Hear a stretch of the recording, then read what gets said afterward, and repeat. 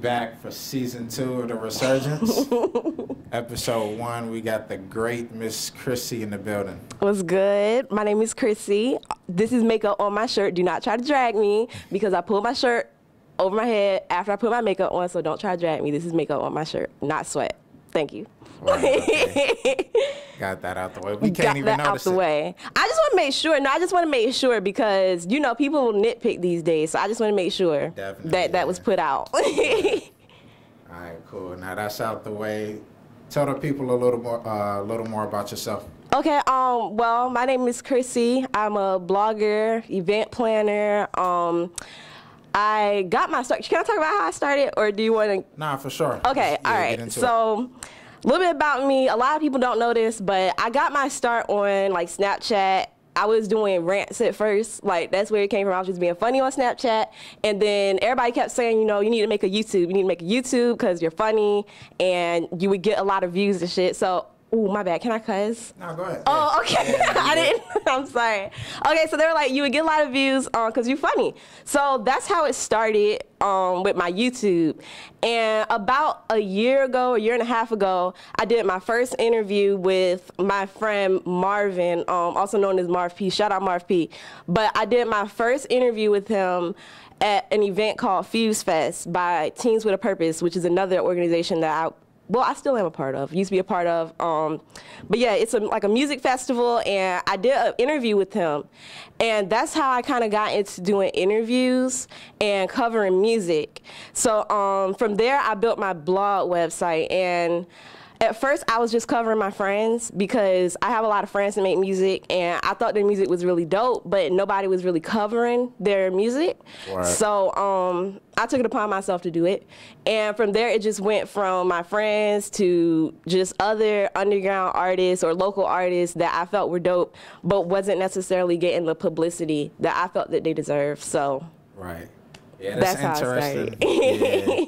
Real interesting you say that because I feel like that's what's not happening out here. You know, it's so many artists, so much talent, but they don't have that, like, camp. Yeah, exactly. Yeah, that people put them on, so. Exactly. So that's kind of how I got into the blog. Oh, and then the events. Oh, yeah, so talk about that. About a year ago, last February, I went to my first Traptastic, you know, shout out Traptastic, that's the team. But I went to my first Traptastic, and that's where I really started getting like into the scene for real. And like meeting different people and stuff. Mm-hmm. So after about a couple months of going to their shows, I was like, you know what?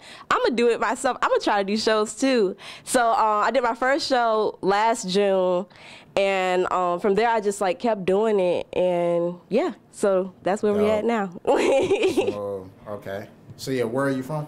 I'm from Norfolk, Norview. Okay. Well, yeah, Park Place, and then Norview. I moved to. Okay, so. Small. Mm-hmm. Yeah. So how has that influenced like your work? Just the flavor that you give to your media, you know, graphics, all of that. The flavor that I give. Well, all right, I'm gonna put it like this, cause you know my whole aesthetic is a little weird, but I've always been like a strange person. Mm-hmm. You know what I'm saying? Like I don't want to say from birth, but like as far back as I can remember, I've always been different. Mm-hmm. So I feel like how that comes across with everybody else, you know, I feel like there's not many female bloggers out here that's exactly like me, you know what I'm saying? In Virginia? Well, or just in general? I would say in Virginia and general. Okay. I'll say in Virginia for sure. But I know that like my style and my approach is a little bit different just because I'm so like diverse, and I don't really try to pigeonhole myself into one thing. And yeah, so I'd say that's definitely a way it comes across. I know my style is way different. I was brought up during middle school, like I was brought up around a lot of white people, so I still got I got a different flavor to my shit, you know what I'm saying? Okay. Like the little punk rock shit or whatever, like that's been me since middle school. So yeah, that's definitely a way for sure. I feel like I'm different, my style and everything like that. And I try to bring that into like the events and stuff like that. Like, I don't know if you've ever been to one of my shows, but we do mosh pits, we do a lot of crazy shit. And I just try to bring something different to the table, you know, more so than just the regular showcase layout. Right. So how do you think that's help, like, not separate you, but just put you further ahead than others? Do you think it has? Well, I know for sure because it attracts a certain crowd of artists to me. So I'm not saying that I only deal with these kind of artists, but these artists for sure like to work with me because nobody really covers that sound out here for real. You know, you got mainly trap, rap, and then you got like the R&B, but it's never really like nothing else for real that's being covered. And I feel like I cover those artists because me personally, I genuinely like it. I like the weird shit. I like the new wave shit. The mumble rappers, people talk shit, but I like that shit. Like all that, I like it. It's a certain rhythm to it. Yeah, that's what I'm saying. Like I fuck with it. So that's the stuff that I cover, and I cover it because I genuinely like it. So I know that's one of the ways for sure that I feel like set me apart. Because those artists, like, they gravitate toward me for whatever reason. They gravitate toward me. So. All right. Dope. So yeah, now that we kind of on that topic, explain a little more about the Black Hearts Club. All right. So the Black Hearts Club, that started, I want to say summer of last year, like a little bit after my first event. My friend, who is also a blogger, Nick Bohr, shout out to Nick Bohr, but he gave me the nickname Lil Blackheart, and that just kind of stuck with me because I used to always wear like a little, when I was doing my makeup, I used to put a little black heart on my face right here. So that nickname, it just kind of stuck with me. And then from there, I just started doing different things. Like I made the Black Hearts Club, and I just started playing around with logos for it. And I came out with merch and stickers and things of that nature, like just playing around with it.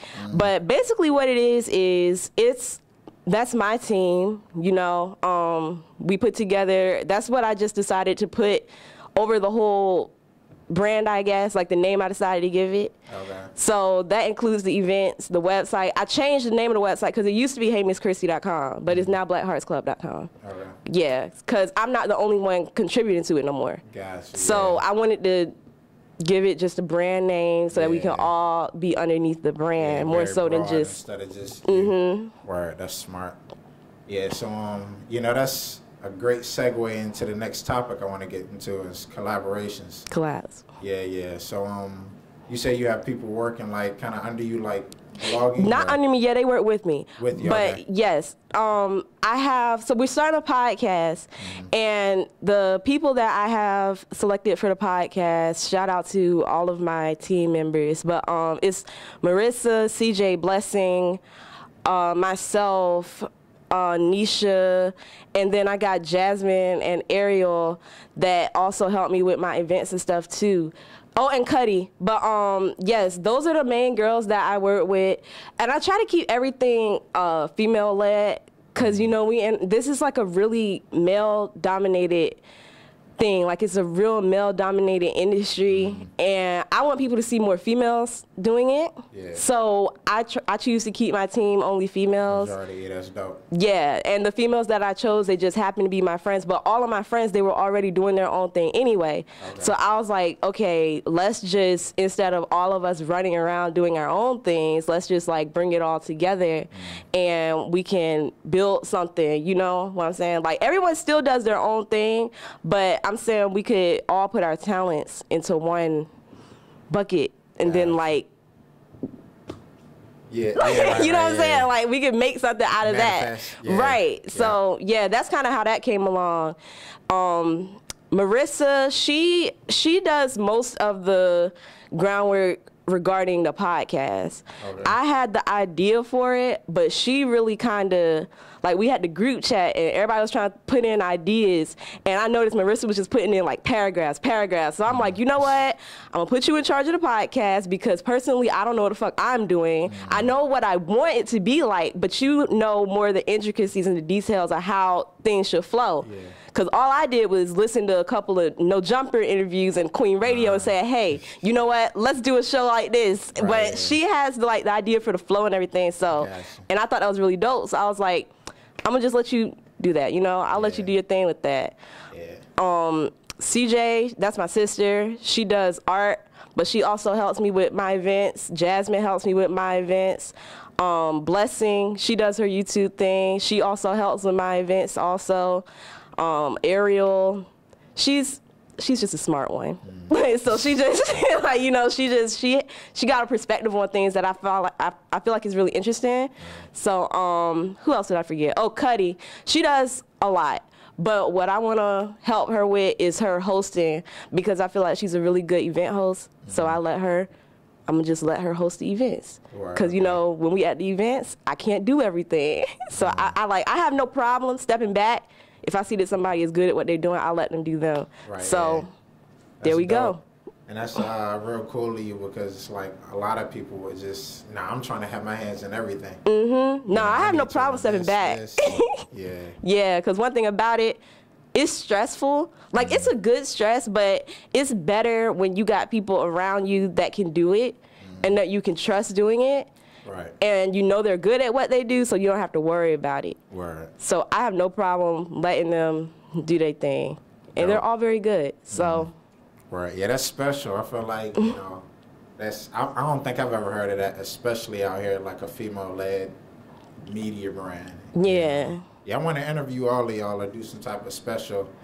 That would be dope. I think they would be down for that. Yeah, for that sure. would be really dope. Oh, and Nisha, I forgot, but Nisha, she runs her own media company as well. Okay. Shout out to Division 34 Media. That is the platform that is powering the radio show. She also does a lot she has a magazine, like she does a lot. That's another person you might want to interview also, but she does a lot as far as media, branding, and marketing and stuff like that. She's really, really dope. So. Okay, smooth. Mm-hmm. Yeah, so into the collabs, like, do you feel like Virginia's doing a great job of, you know, just supporting each other, collabing, or you think we could do more?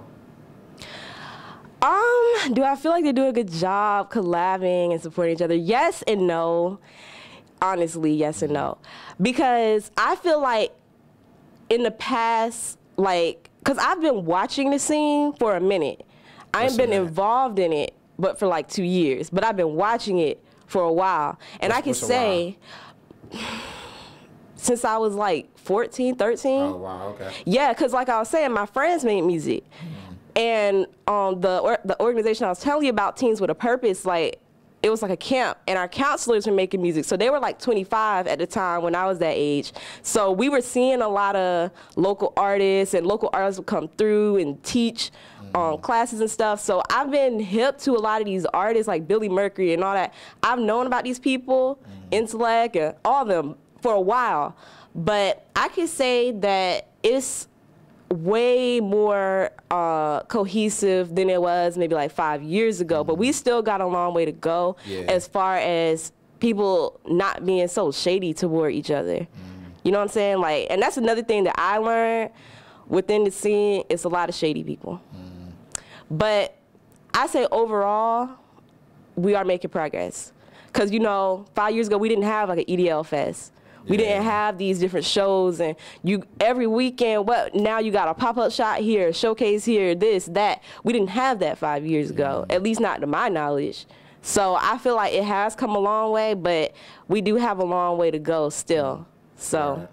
Yeah, I do want to ask you this question. You've been like a media person paying attention to the music scene and stuff. Do you feel like there's something kind of brewing in the water out here? Like, you know, I feel like we're going to be somewhere totally different in the next couple of years. I feel like if we keep on the path that we're going, for sure. Because we definitely have the talent. Yeah. It's just a matter of us, like, we got to push our own people, regardless of what their sound is. You know what I'm saying? Because Virginia like to push a lot of trap artists. But in my opinion, that's not the Virginia sound. And if we push the people that make Virginia, you know, unique, instead of trying to be like Chicago or Atlanta or whatever, if we push our people that make it unique, then it's gonna pop, in my opinion. Yeah. So. Yeah, we need everybody to kind of play their role. Yeah. You know, whatever it is you do, just go hard in it. Whether you trap, you know, pop, R&B. Yeah, so we need to support everyone because it's, you know, it's enough money out here. Right. If everybody just stay in their lane. Yeah. Sure. So yeah, talk about the mixtape. Was it a mixtape? The Virginians for Agers? Yeah. All right, yeah. So a little story on that mixtape.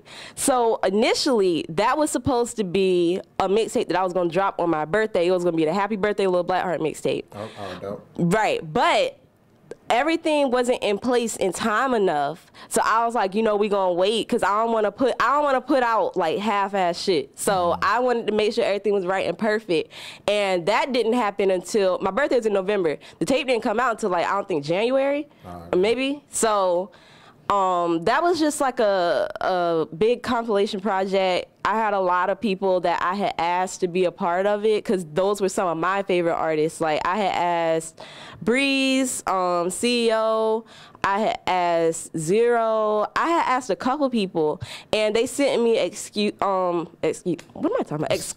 songs. They sent me exclusive songs that they had made, you know, specifically for the tape. But yeah, initially it was supposed to be a birthday tape, so that kind of explains some of the names of the songs. Gotcha, okay. Like the first song was Zero, and he covered "Look at Me" by X, and you know, like X is my favorite rapper, so that kind of explains that. But I was like, you know what, I'm gonna just make it for everybody, because it's not really about me. So that's when I just came up with the name Resurgence for Ragers. Raging, that's a big part of my events. The brand. Yeah. Because we do get wild at my shows. I'm not gonna lie. Okay. We have had a tendency to get wild at my shows. So, and I feel, but I feel like that's type stuff? Yeah. Like I feel like that's a part of. It's just like a part of us though. So. Everybody had to play their lane. That's what I'm saying. Like that's just us. That's just us. And it's not even nothing that we tried to force or anything like that. Like that's just how it went. We threw the show.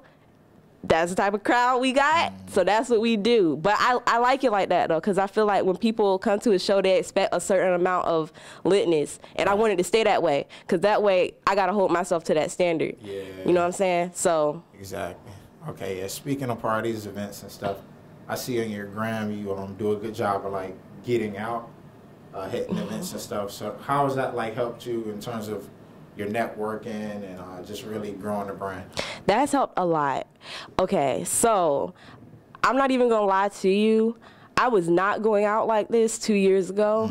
I was not going out like this a year ago. I just recently started going places for real, because I was, like I told you, I was strange. I was in the house, I was on the computer, I was chilling like I was an introvert. And still kind of am an introvert, but doing all this helped me come out of my shell a lot. So like I said, it all started when I started going to Trap-tastic for real. Because before then, it wasn't many things that I was really interested in going to. And I was even, at first, I was still kind of iffy about going to Trap-tastic, because I remember when Rod had first told me about it, I was like, oh, I don't like the club. Nah, I'm good. And not even knowing that it was his shit, not even knowing nothing about it, he was just like, well, we do this thing called Trap-tastic, you should come. And I was like, where is it at? He was like, it's at Shaka's. I was like, nah, I'm good. I don't like clubs. I don't like parties. And he was like, man, this ain't no party. It's different. Like, so I came there one day with my friend Larry, and I was like, yo, this is nice as a bitch. Like, this is some dope shit. It wasn't no bottles and sections and all that flashy shit that I don't even like about the club. It was just like music. Yeah, and people weren't dressed all up. You know what I'm saying? Like, heels and dress code and shit. Like, that's not my thing. So I was really excited to be in a place where it's like, okay, these people are chill. It's music. Like, people are actually interacting, not acting like they're too cool to deal with the person next to them. I can fuck with this. So from then on, I just kept going to Trap-tastic, and then like events that I would see just being posted, I would pop up the shit just to see, check out venues and stuff like that, because I knew eventually I was going to want to start doing my own events. Into that, so I started checking out venues and just meeting people, artists and everything like that. And then in June, that's when I did my first show. And then, it's crazy how things work. Dope. So yeah, where do you see yourself in like a few years with the brand and media and all that? In like a few years, I really, and this is a bad comparison, because Adam has some very culture vulture-ish ways, I've come to find out. But I do want to be like a female Adam 22. So I want to have eventually my own label. I want to have the podcast up and running. I definitely want to still stick doing my shit on YouTube because that's where I started. So just really getting into and the shows. Like, I want to do way bigger shows, but with certain kinds of artists, if that makes sense. So like, I still want to stick with the types of artists that I deal with, but I want to do it on a bigger scale. Okay. Yeah, so that's really what I see myself doing. I definitely want to keep the podcast going because I feel like that's going to be something big. So. So yeah, we talked about that. Let's back it up a few years and talk about what's next. What's next for? What, just like any events coming up? Okay. Next few months, yeah. Yes. So we got the podcast coming out. That's gonna be out by the end of September. Okay. And then in October we're having a show. I don't want to say the name just yet, but I will say it's on October 26th. Okay. And I don't want to say the name just yet because my flyer ain't out yet. But it's gonna be on October 26th at Charlie's on Granby Street, and that's gonna be a really crazy show because it's Halloween and that's my favorite holiday. So. You know it's going to be crazy. Word. So.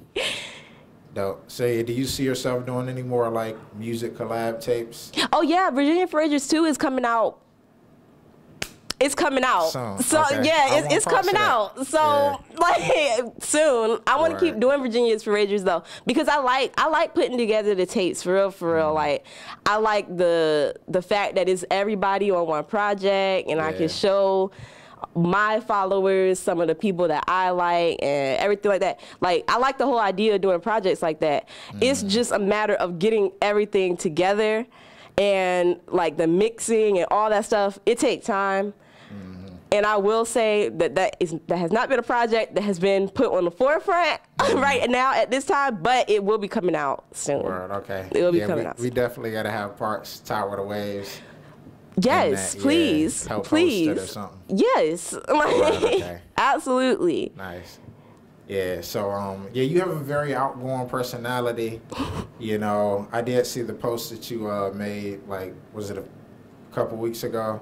About mental health. Yeah. I just want to kind of, to your comfortability. You can talk about what you want, but just, I feel like, some of our viewers may need it, or just people in the world. Word. Just hear kind of your perspective on, the place you were in, just mental health and how you got out. Word. Okay. Yeah, I'll talk about that for sure. So, I've battled with anxiety and depression since middle school. That's always been it's not really something that's been holding me back, but it was always something that made a lot of things more difficult. Like I said before, I didn't really go out a lot. I stayed in the house a lot. I was real introverted and kind of socially awkward, but not really. But I don't know. It made a lot of things hard, and just other things that happened in my life. I was in a real dark place around college, my first year of college, because I went to college early. Where'd you go? I went to ODU. Okay. I graduated early. So I started college at 17. And me personally, I feel like I wasn't ready to start college. But, like, I know mentally I wasn't ready, but, like, intelligence-wise, yeah, for sure. Because I was in the honors college and everything. Okay. Yeah, so, but mentally, I don't feel like I was prepared. And then I was homeschooled on top of that. So it went from me being homeschooled all my life to me going to ODU. Yeah, and so I ain't even gonna lie to y'all. My freshman year was crazy as hell. Like, I was on some shit freshman year. I was, but it's like, that was, I don't know if that was like my way of dealing with how I was feeling, but it was just like, it was a lot being thrown at me at one time, and I was under a lot of pressure because I was trying to keep my grades up so I could stay in the honors college, but at the same time, the honors college was stressing me the hell out, and it was just a lot going on. Like, I had a full scholarship, everything, but it was just, I wasn't ready, and then I got involved with somebody that didn't make things any better, and it just started to get too much, and I started to crack under pressure, and that was just not a good time for me. But I ended up dropping out of college at ODU because of that.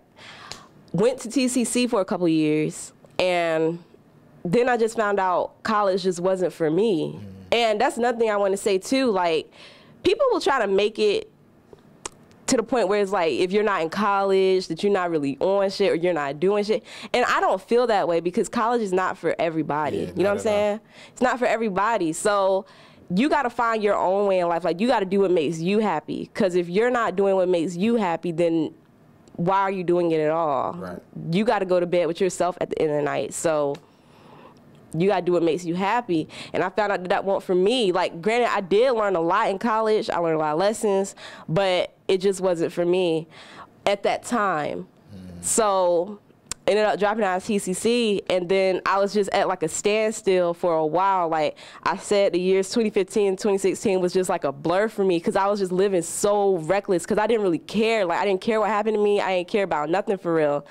So I was at like rock bottom, and then I started YouTube. Like, I made my first video, and then I was like, you know what? I kind of enjoy this. Like, I like this a lot. And from there, it just started. Like, I started making more videos, and my channel was doing really good. So I was like, okay, people are fucking with it. It's like therapy to you. Yeah, it was kind of therapeutic. And a lot of the things, like, and I still do this to this day, like, a lot of the things that bothered me in life, or a lot of things that made me sad, I would find a way to make a video about it and make it, like, to a point where it's like funny almost. So I could just like talk about it, but at the same time still laugh about it. But yeah, so that's another thing too. And I do that a lot, especially with my story times. Like, if something go on and I'm like, yo, this shit is fucked up, I will find a way to make it, to find something funny about it and make it into a story time. So yeah, so that helped a lot. And then writing too was also something that I had always been into. So with the blog, that definitely was something that helped. It was like an outlet for me, like a creative outlet, so I could, you know, express myself more freely and put it towards something positive instead of being negative all the time. Word. Yeah. Okay. Well, yeah, we appreciate you sharing that story. And to the people listening, the viewers, you know, don't, you know, feel like there's no one you can't talk to. Try to find that help, that outlet. And, you know, we got to start talking more about, like, mental health. Yeah, definitely. Definitely, especially in the Black community. We got to start taking mental health more serious. Yeah. Because I mean, like, the results is showing itself. You know what I'm saying? So we got to start taking it more serious. Definitely. Yeah, well, we're going to have you back on. Get your team on. We appreciate you coming out. Thank you. Appreciate the energy. And this is the start of season 2. Hey. We out. Gang, gang.